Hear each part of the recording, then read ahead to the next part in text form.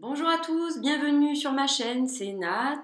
Aujourd'hui on repart pour les 31 jours du tarot et je vais répondre aux questions 12 et 13 qui sont donc pour la question 12, quel est mon tirage préféré du moment et quels sont ses points forts pour que je le partage avec vous, et est-ce que je crée, est-ce que je modifie des tirages, voilà. Donc je vais répondre à la première question. Alors mon tirage favori du moment, en fait je l'ai découvert il y a quelques semaines.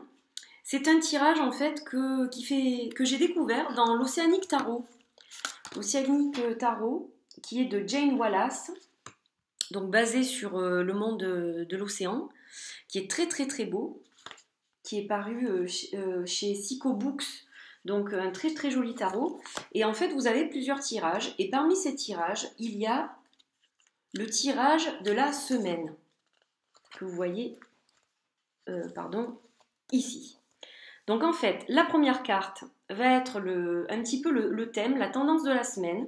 Et ensuite, vous devez tirer une carte pour chaque jour. Donc lundi, mardi, mercredi, jeudi, vendredi, samedi et dimanche. Pour voir un petit peu comment cette tendance va se développer. Qu'est-ce qui va un petit peu se rajouter au fil de la semaine. Voilà, donc je le trouve très intéressant en fait. Et je vais donc vous montrer un tirage. Donc je reviens tout de suite pour qu'on voit ça ensemble. Alors, me voilà donc pour le tirage. Donc je sais que vous ne les voyez pas toutes forcément, mais je vais vous les montrer de toute façon une par une. Donc là, vous avez le thème général de la semaine.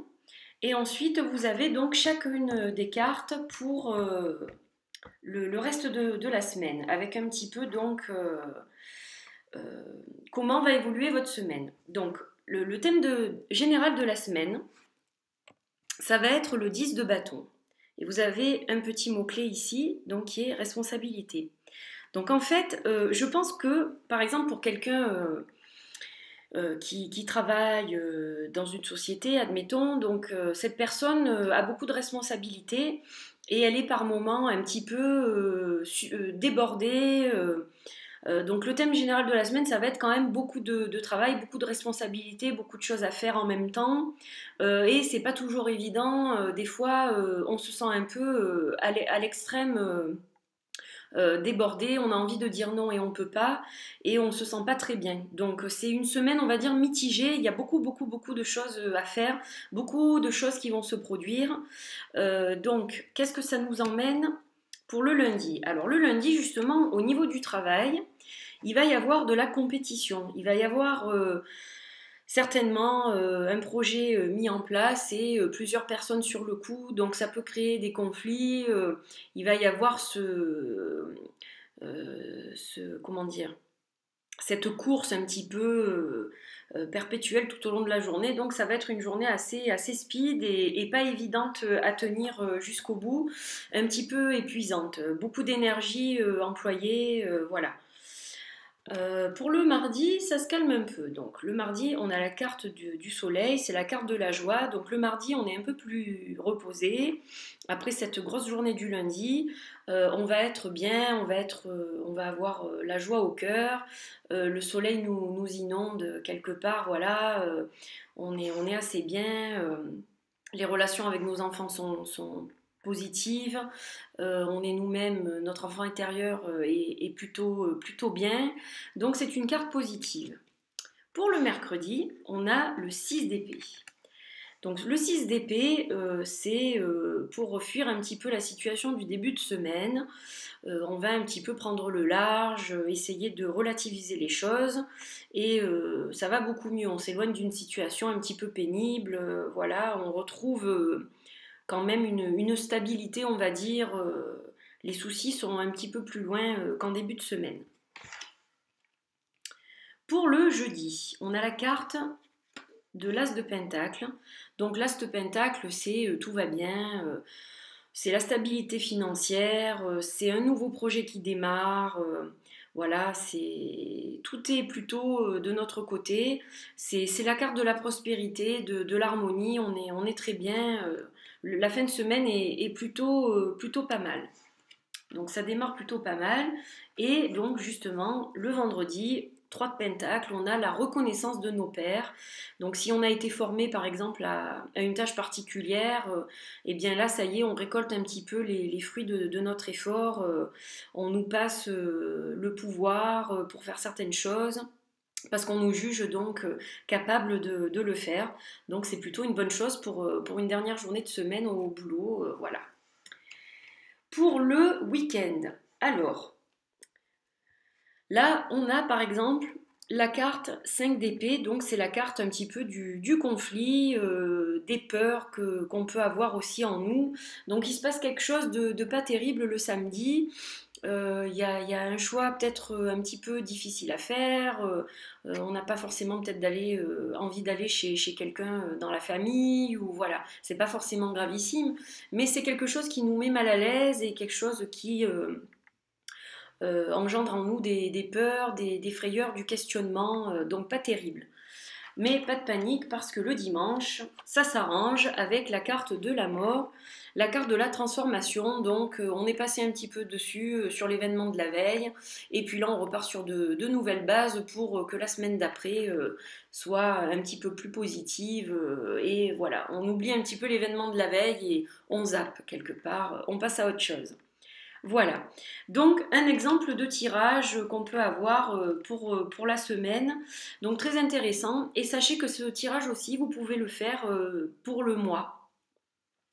Par exemple, pour un tirage mensuel, donc vous prenez, cette carte-là va représenter un petit peu la tendance de l'année, et ensuite vous mettez 12 cartes qui vont représenter les 12 mois de l'année. Donc pas mal aussi à faire, voilà. Donc très intéressant, j'aime beaucoup ce tirage, je voulais vous le faire partager, je le trouve très intéressant. Voilà, c'est un tirage qu'on peut faire tous les dimanches soirs par exemple pour la semaine, donc je le trouve pas mal. Voilà, ses points forts. Son point fort pour moi, c'est que justement, on a chaque jour de la semaine un petit peu le fil conducteur de chaque jour de la semaine, donc je trouve ça très bien et je voulais vous le montrer. Je reviens tout de suite pour vous parler du reste.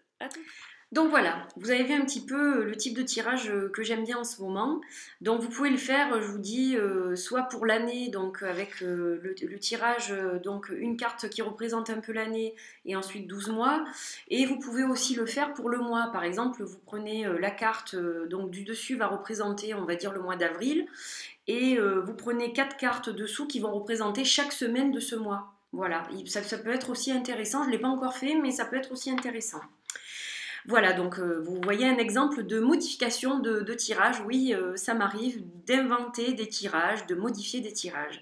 Alors, j'aime bien les prendre dans les livres de tarot que j'ai. J'aime bien découvrir de nouveaux tirages. Donc en dehors un petit peu des tirages classiques qui sont très connus, comme par exemple le tirage à 3 cartes, le tirage en croix, la croix celtique. Ça, ce sont des tirages que tout le monde connaît plus ou moins, dont tout le monde a entendu parler. Donc moi, j'aime bien explorer d'autres pistes. Donc par exemple, comme vous l'avez vu, j'aime bien regarder un petit peu ce qui se trouve dans les livres. Voilà, donc ça m'arrive de piocher par-ci par-là. Si je trouve dans un livre un tirage intéressant, je vais l'appliquer aussi à d'autres tarots. Je ne vais pas le garder spécifiquement pour le tarot qui correspond au livre.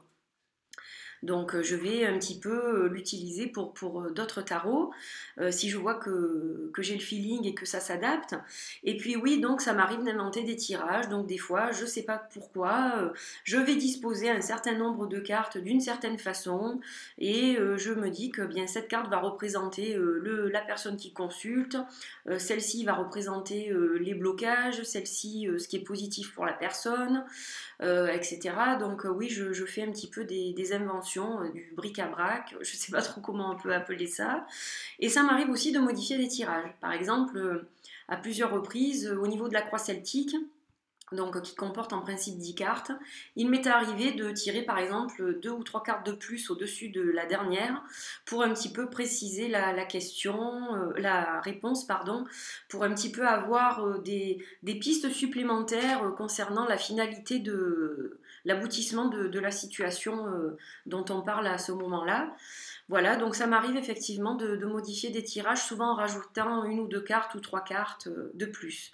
Voilà, donc j'ai répondu à la question numéro 12 et 13. Voilà, j'ai répondu à tout ça. J'espère que vous aimerez cette vidéo. Donc le jeu que je vous ai présenté, il s'agit de l'Océanique Tarot. Voilà, qui est très joli, il y a de très belles couleurs. Un jeu assez sympa pour le printemps qui arrive dans quelques jours. Donc je vais l'utiliser certainement beaucoup au printemps avec ces jolies couleurs assez vives. Voilà. Écoutez, je vous dis à bientôt pour les prochaines questions. D'ici là, portez-vous bien. Ciao, ciao!